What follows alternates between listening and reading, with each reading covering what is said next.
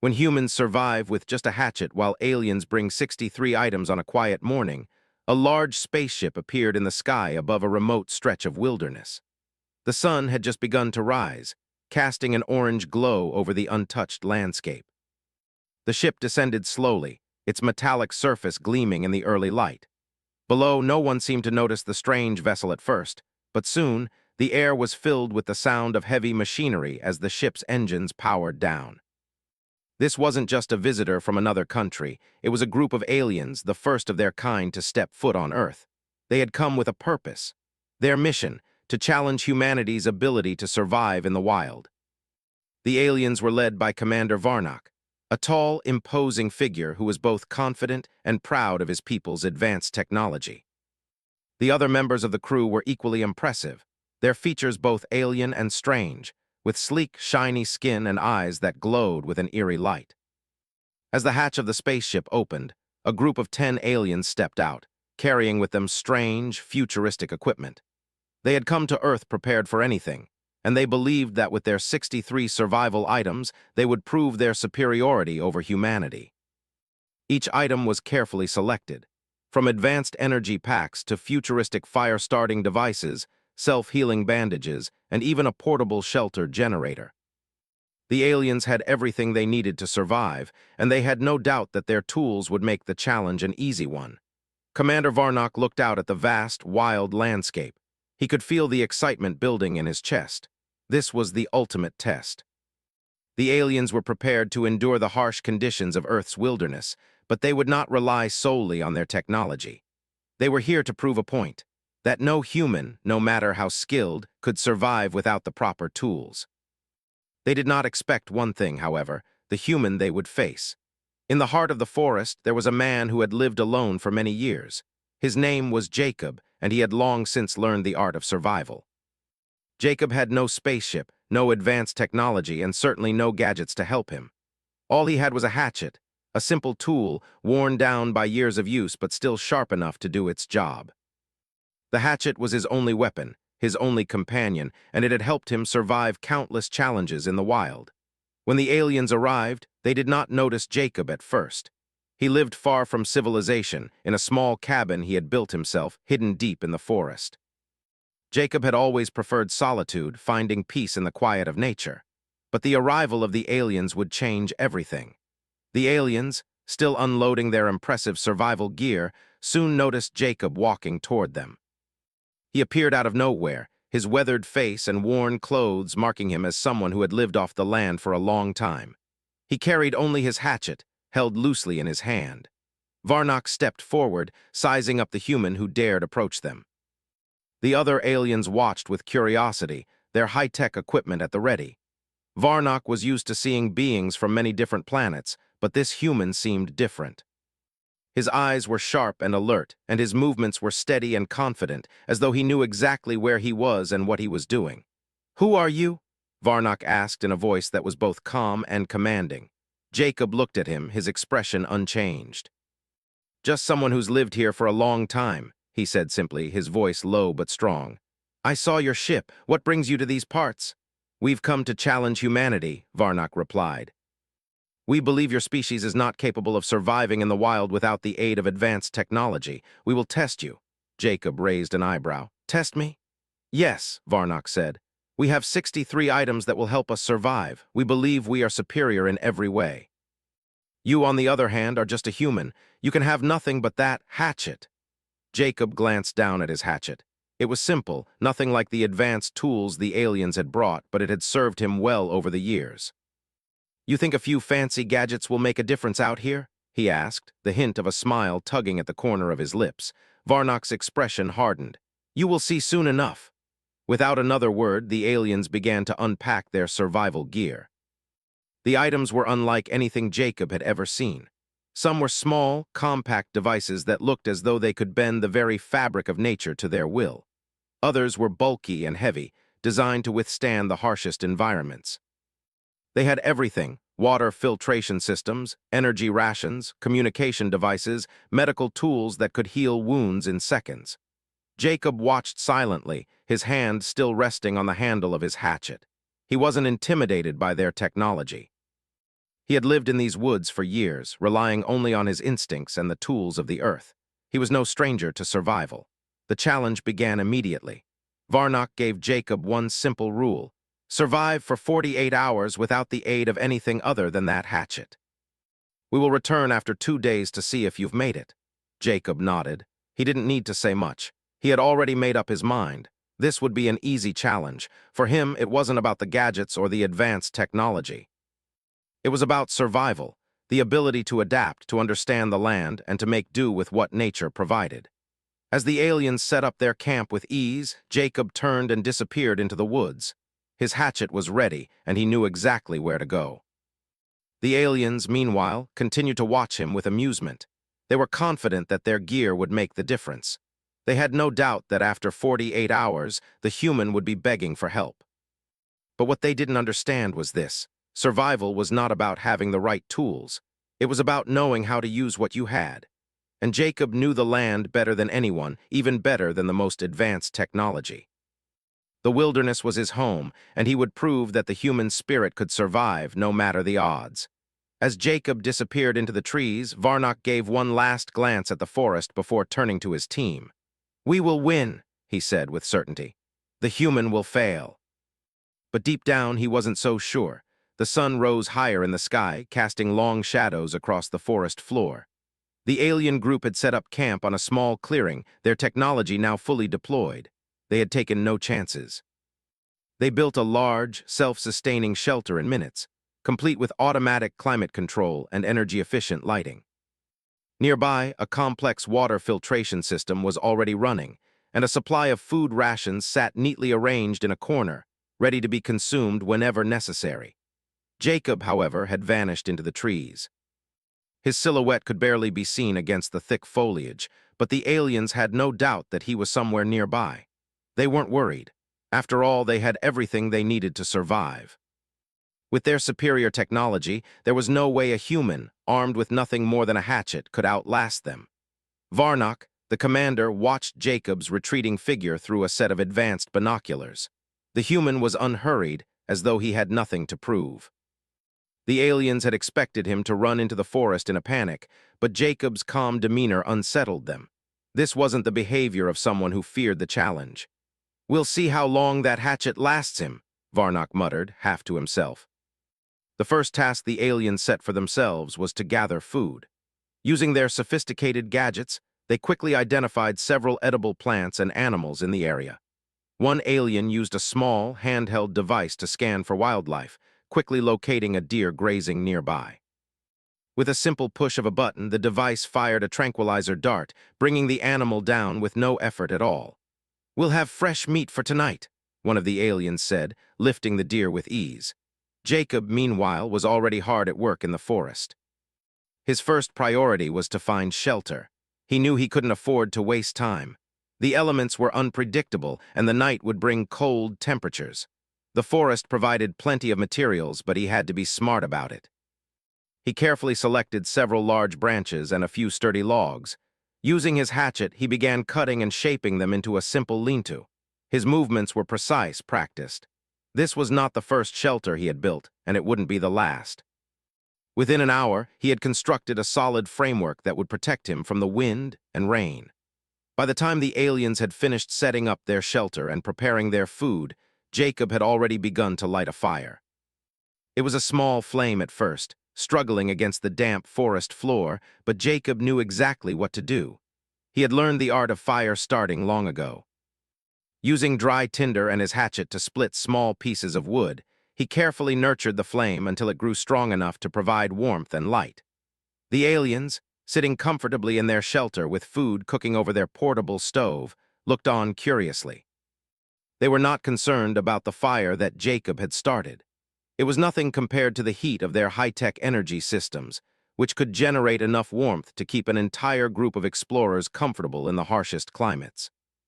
Still, they couldn't help but watch as the human worked with such ease, building his fire in the middle of the wilderness. For the next few hours, the aliens spent their time enjoying the comforts of their advanced technology. They ate, relaxed, and communicated with each other, their voices soft but confident. Jacob, on the other hand, remained focused on his task. After building his shelter and starting the fire, he turned his attention to food. Using his hatchet, Jacob began to gather plants, carefully picking what he knew would be safe to eat. He also set a few traps along the forest path, knowing that they would catch small game.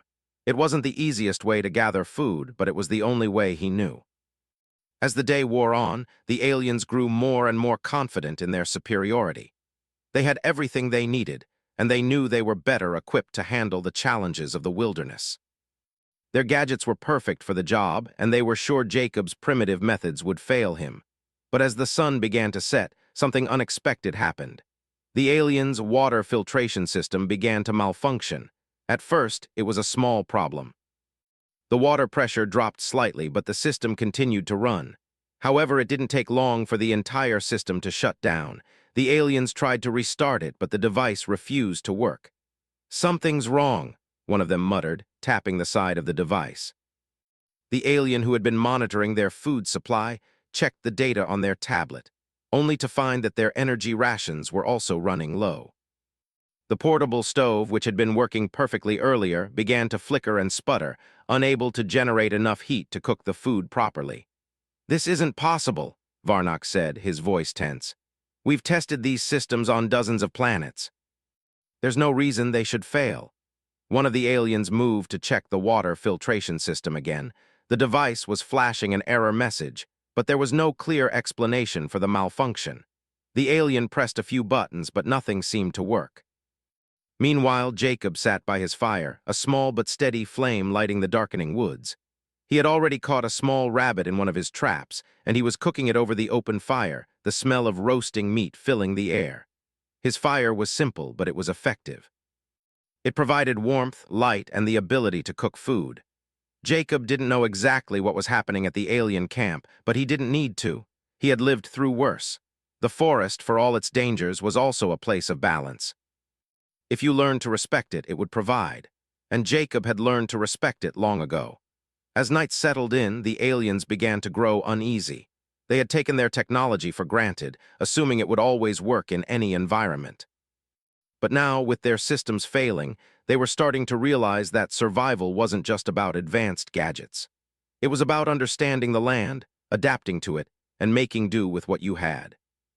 Varnock stared out into the forest, where he could see the flickering light of Jacob's fire in the distance. He had underestimated the human. He had assumed that the aliens' advanced technology would make the challenge easy, but it wasn't easy. In fact, it was starting to look like the human might be the one who had the advantage.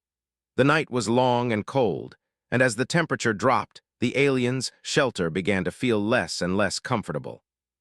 They huddled together, trying to make the most of their limited resources, while Jacob sat alone by his fire, eating his small meal in the warmth of the flames.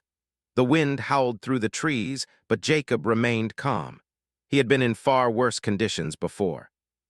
The alien technology, no matter how advanced, couldn't replace the knowledge of the land, the skills passed down through generations of humans who had survived in the wild. It was a truth that the aliens were only beginning to understand. As the hours passed and the cold deepened, Varnock made a decision. He stood up, motioning for his team to follow. They would check on the human. Perhaps there was something they had missed, something that would give them the edge in this challenge. But deep down, he knew that the test was far from over. The human had already proven one thing: survival was not about technology. It was about something more, something the aliens hadn't counted on. The forest was quiet under the light of the full moon. The stars twinkled high above, scattered across the sky like dust in a dark sea. Jacob sat near his fire, the warmth from the flames keeping the cold night at bay. The crackling of burning wood was the only sound that disturbed the silence. He had long since finished his meal, a small rabbit he had caught earlier, and now he was sharpening his hatchet, making sure the edge stayed as sharp as possible. In the distance, the aliens were still dealing with their problems. The malfunctioning water filtration system had left them scrambling for solutions. They had tried everything they could think of, replacing parts, rebooting systems, but nothing seemed to work. The simple task of filtering water was proving to be a greater challenge than they had anticipated. "I don't understand," Varnock muttered, pacing around their camp. "These systems are perfect. They've worked in every environment we've tested them in. Why are they failing now?" The rest of the team was scattered around their shelter, looking over their devices and trying to figure out what had gone wrong. One alien fiddled with the stove, now barely producing enough heat to cook a small portion of food. Another tried to adjust the temperature controls, but the system only blinked back an error message. The aliens were beginning to feel the weight of their arrogance. They had assumed that with their technology, they were invincible. But the wilderness wasn't impressed by fancy gadgets. The land was wild and unpredictable, and it had its own rules. Jacob, on the other hand, had never relied on gadgets. His entire life had been built on adapting to nature, working with it instead of against it. He had learned to listen to the wind, to feel the patterns in the weather, and to read the land like a map. What the aliens saw as failures were just bumps in the road for him. He finished sharpening his hatchet and stood up, stretching his arms above his head. The fire crackled and popped behind him. It had been a long day, and he was tired, but there was still work to do. The cold would only grow worse overnight, and he needed to be ready. The fire had to be kept going, and the shelter had to be reinforced. As he moved around the fire, adding more wood, he noticed something, a rustle in the underbrush. He paused, listening carefully. It was a faint sound, barely noticeable, but it was there. Jacob's eyes narrowed as he scanned the dark forest. There. A shadow moved between the trees, just out of reach of the firelight. Jacob's hand instinctively went to the hatchet at his side. His senses were always sharp in the wild, and whatever it was not supposed to be there. The shadow moved again, and this time Jacob could hear a faint clicking sound. It wasn't an animal, it was something else. He crouched low, staying silent, his eyes never leaving the moving figure. The sound came closer, and soon he could make out a figure, tall and slender, glowing faintly in the moonlight. The alien had come. Varnock, unable to accept his team's failure, had decided to take matters into his own hands. He had tracked Jacob through the forest, his movements silent but deliberate. The alien commander was used to being in control, to winning every challenge he faced, but tonight it was different. The wilderness wasn't obeying his commands. Jacob stood slowly, his hand still on his hatchet. He wasn't surprised that Varnock had come. The alien didn't seem to understand what it meant to respect the wilderness. To him, everything was a problem that could be solved with technology. But nature didn't work that way. "I see you," Jacob said quietly, his voice carrying through the still air. Varnock stopped, his glowing eyes locking with Jacob's. "You are not worried?" the alien asked, a note of disbelief in his voice. "We are far superior to you. We have the power to take you down." Jacob's lips curved into a faint smile. "I don't need to worry about that," he said. "You're not the ones who know how to survive out here." Varnock narrowed his eyes. "You have a hatchet, we have 63 items, we have the knowledge, the tools. What do you have?" "A simple tool that can only do so much." Jacob's smile faded slightly, but his confidence remained. "What you don't understand is that survival isn't about having the right tools. It's about knowing how to use what you have. You think your gadgets make you stronger, but they make you weaker. You rely on things that can break. I rely on myself and the forest." The alien was silent for a moment, his glowing eyes studying Jacob. He didn't understand. "You're just a primitive being," Varnock said, his tone growing cold. "You don't have what it takes to survive in this environment. You're out of your league." Jacob didn't respond at first. He simply turned back to his fire, adding another log. The flames flickered brightly, casting long shadows across the clearing. "I've been out here longer than you know," he said finally. "Long enough to understand that nothing lasts forever. Not your gadgets, not your confidence. The land doesn't care about who's stronger. It cares about who can adapt." The alien commander growled low in his throat. "We'll see about that." He stepped back into the darkness, vanishing into the trees. Jacob remained by the fire, his eyes thoughtful. The confrontation had been brief, but the message was clear. The aliens had no idea what they were up against. Their technology couldn't save them here. As the night deepened, the temperature dropped further. Jacob fed the fire, making sure it would last until morning. The cold was harsh, but it didn't scare him. He knew how to survive. He'd learned it from the land. He'd learned it from the world that the aliens thought they could conquer with their gadgets. Back at the alien camp, things were far from peaceful. Varnock had returned to the shelter, his mind racing. His team was struggling to deal with the failing systems, and their food supply was dwindling faster than they could replace it. The cold was settling in, and the atmosphere inside their shelter was growing tense. "What are we missing?" one of the aliens asked, staring at the malfunctioning stove. How can we fix this? Varnock clenched his fists. We've done everything right. The calculations were correct. We should have no problems with the systems. We should be winning. Then why aren't we? Another alien muttered. Varnock looked out into the forest, his gaze fixed on the distant flicker of Jacob's fire. The human was surviving without the help of a single gadget. It was almost as though the wilderness itself was on Jacob's side. The commander's frustration grew. He couldn't let this human, this primitive creature, win. Not after everything the aliens had done. They were supposed to be the ones in control. I'll fix this, Varnock said, his voice low and determined. He stood up and turned toward his team. Prepare for tomorrow. We are going to take this challenge to the next level. Jacob, meanwhile, sat in his shelter, listening to the sounds of the forest. His fire burned brightly, and he felt the peace of the wilderness settling in around him. The challenge had only just begun, but Jacob was already one step ahead. The aliens might have all the gadgets and technology in the world, but they didn't have what he had. They didn't have the land. And as long as he had that, he knew he would survive. The sun had barely risen when Jacob was already on his feet, moving swiftly through the forest. The air was crisp and fresh, the smell of pine and earth filling his lungs. His shelter had withstood the night, and his fire still crackled warmly, offering comfort against the cold morning. As always, the forest was silent, save for the occasional rustling of leaves or the distant call of a bird.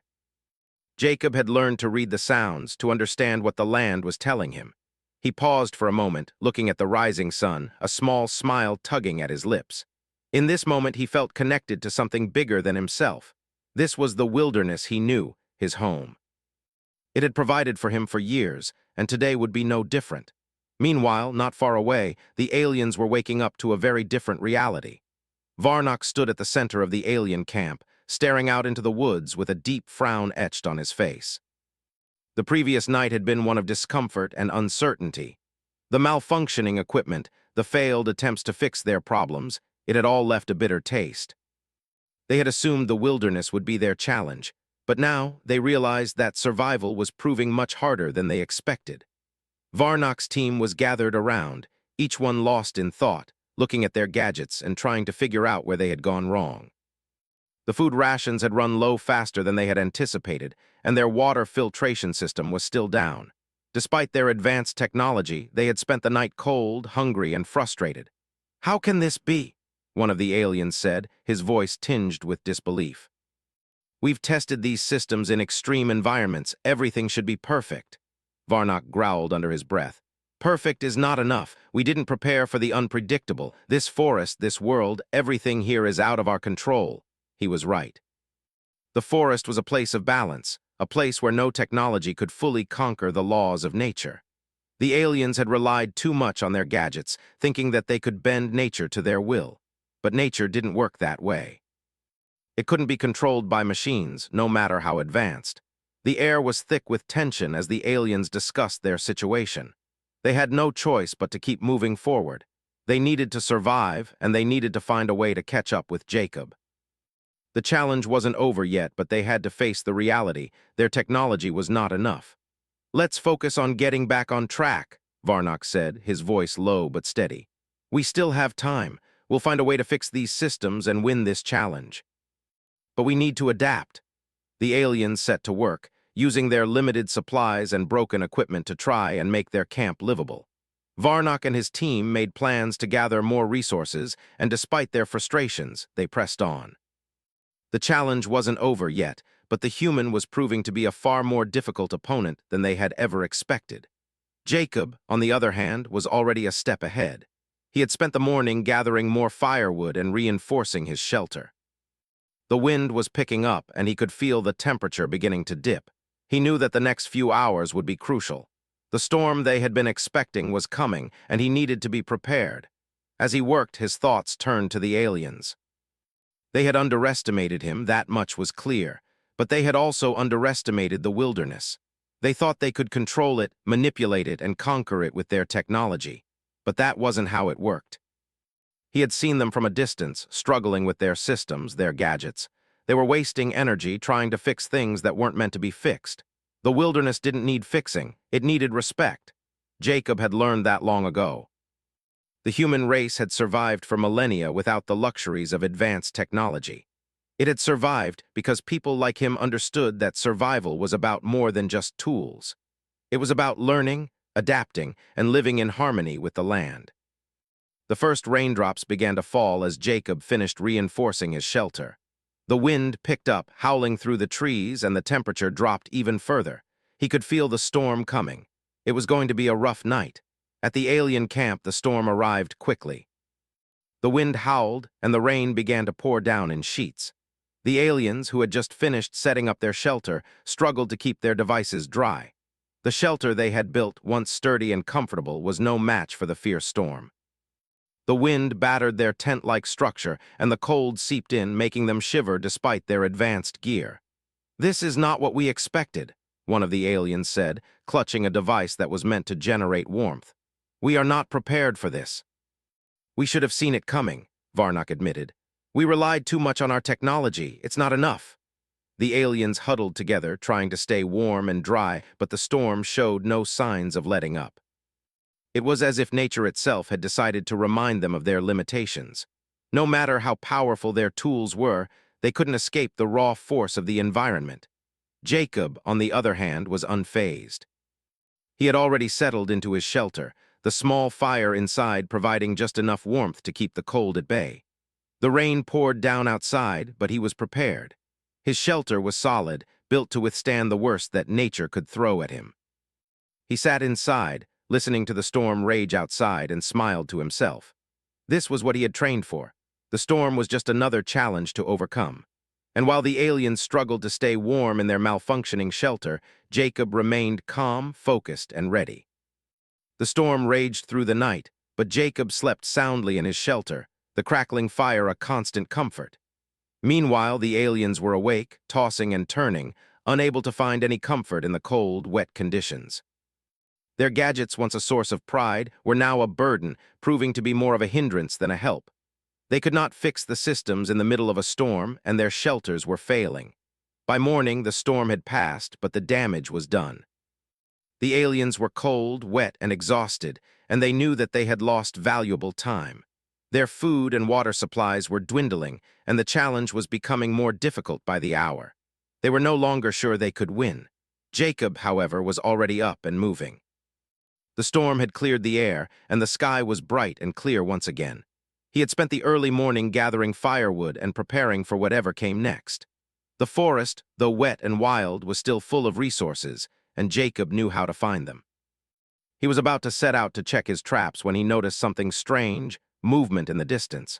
There, on the edge of the forest, were the aliens, struggling to gather what they could. Varnock was leading his team through the forest, his face tight with frustration. Jacob watched them for a moment, and then, with a shake of his head, turned back to his fire. He had nothing to prove. The storm had done its job, and the aliens had learned a harsh lesson. No amount of technology could replace the raw knowledge and strength of a human spirit connected to the land. They had underestimated him, and now they were paying the price. As the aliens continued to stumble through the forest, Jacob moved on, his mind already focused on the next task. There was still a long way to go in this challenge, but for now, he was winning. The wilderness was his, and nothing, no storm, no alien technology, could change that. The day had barely begun, but the forest was already alive with the sounds of life. Birds chirped from the treetops, and the air was cool and crisp, carrying the faint scent of wet earth. Jacob moved through the forest with practiced ease, his hatchet hanging at his side, his eyes scanning the ground for any signs of movement. He had spent the past few hours checking his traps, gathering firewood, and securing his shelter. Despite the storm that had passed through the night before, he was still at peace with his surroundings. The aliens, however, were far from at ease. Their camp was a mess. The shelter they had painstakingly built was barely standing after the storm. Their technology, once thought to be infallible, had failed them in ways they never imagined. Water still wasn't filtered properly. Their food rations were running low, and the advanced tools they had brought were starting to show signs of wear. Varnock, the commander, paced back and forth, his expression dark. His team was sitting together, looking drained, their energy and confidence sapped by the harsh conditions they were facing. They were no longer talking about victory. Now they were just trying to survive the wilderness. "We need to make it through today," Varnock said, his voice tight with frustration. "We cannot let him win, not after everything we've done." His team didn't respond immediately. They were all too tired, too cold to offer much comfort. They had expected to breeze through the challenge, relying on their technology and advanced knowledge. But now, they were beginning to understand the true nature of survival. "Why is this so difficult?" one of the aliens asked, her voice filled with disbelief. "We have everything. We should be able to handle this." "The forest doesn't care about our gadgets," Varnock replied, his voice harsh. "It doesn't care about what we bring with us. We can't just control it like we control everything else." The alien paused, considering Varnock's words. "Then how do we beat him? He's out there, just surviving without all the things we have." Varnock didn't have an answer. He had no more tricks up his sleeve. It was becoming clear to him that no matter what they did, they would never have the upper hand in the same way they had planned. They were in an alien environment, and it wasn't one they could bend to their will. Jacob, meanwhile, was making his way through the trees. He had heard the alien voices in the distance but paid them no mind. They were struggling, just like he had expected. The wilderness had a way of humbling even the most confident of beings. It had tested him before, and it would continue to test him, but he knew the secrets of the land, secrets the aliens would never understand. As he moved through the forest, Jacob noticed the change in the air. The breeze was lighter now, and the sounds of the forest were more peaceful. The storm had passed, leaving the world quiet and still. It was the perfect time to focus on his next steps. He needed to check his traps again and gather some more food. The aliens were still out there, and he couldn't afford to let his guard down. But for now, he had a task at hand. With his hatchet in hand, he set off toward the deeper parts of the forest. Back at the alien camp, things were growing worse. Varnock had sent a few of his team members to gather food, but their efforts had been fruitless. The devices they used to scan for resources had failed them again. They couldn't locate any animals, and the plant life around them was either poisonous or inedible. They were running low on energy, their portable stoves barely working in the cold. Even their advanced medical supplies had been rendered useless by the harsh conditions. "We can't keep doing this," one of the aliens muttered, looking at the now empty food rations. "We can't survive much longer without help." Varnock clenched his fists in frustration. "We are not going to give up. We are going to finish this challenge." But as he said it, he knew the truth. He didn't know how they could possibly win now. The challenge wasn't about who had the better technology or the most advanced gear. It was about who could truly survive. And at that moment, it was clear to him that the human, armed only with a hatchet, was the one who understood survival better than they ever could. As the hours passed, the alien team continued to struggle. They tried to fix their equipment again, only to realize it was beyond repair. They had no choice but to admit their failure. Meanwhile, Jacob was having no trouble at all. He had caught 2 rabbits in his traps and had started a small fire to cook them. He had enough food for the day, and his shelter was holding up well against the weather. The only thing he had to worry about now was the aliens. How long would it take them to realize they couldn't win this challenge? As the sun began to set, Jacob made his way back to his shelter. The forest was quieter now, the animals settled in for the night. He couldn't help but feel a sense of satisfaction. The aliens had come here with their gadgets, thinking they could outsmart nature. But nature wasn't something that could be tricked or controlled. It was something you had to live with, respect, and learn from. At the alien camp, things had finally reached their breaking point. Varnock sat in silence, staring out into the forest. His team had gathered around, and the mood was grim. There was no more confidence, no more talk of victory. They had failed, and they knew it. "We can't win," Varnock said finally, his voice quiet. "The challenge is over for us." There was a long pause as his team members absorbed the weight of his words. They had come to Earth with high expectations, thinking they could easily outlast the humans with their technology. But now they saw how wrong they had been. "We should leave," one of the aliens suggested, his voice filled with resignation. "There's no point in staying. We can't beat him. We can't beat this place." Varnock stood up, his posture stiff. He had never been one to admit defeat, but this time there was no denying it. They had been humbled. "You're right," he said, his voice rough. "We failed, we'll leave, but remember this, humans and their connection to the land are not to be underestimated." The aliens packed up their remaining equipment, their expressions dark and defeated. As they boarded their ship and prepared to leave Earth, there was no celebration, no triumph. There was only a quiet, reluctant understanding. They had been outmatched not by technology or strength, but by the human spirit, by a simple man with nothing but a hatchet and the knowledge of the land. Jacob sat by his fire that night, watching the stars twinkle in the clear sky. The aliens were gone, and he had won the challenge. But more than that, he had proven something important, not just to them, but to himself. Survival wasn't about what you had. It was about what you could do with what you were given. As the fire burned low, Jacob stood up and stretched, feeling the weight of the day lift from his shoulders. The wilderness was quiet, peaceful again. The challenge had been hard, but he had learned something from it. And for the first time in a long while, he felt a deep sense of pride. Not for winning, but for the simple truth. No matter what came his way, he would always survive, and that was enough.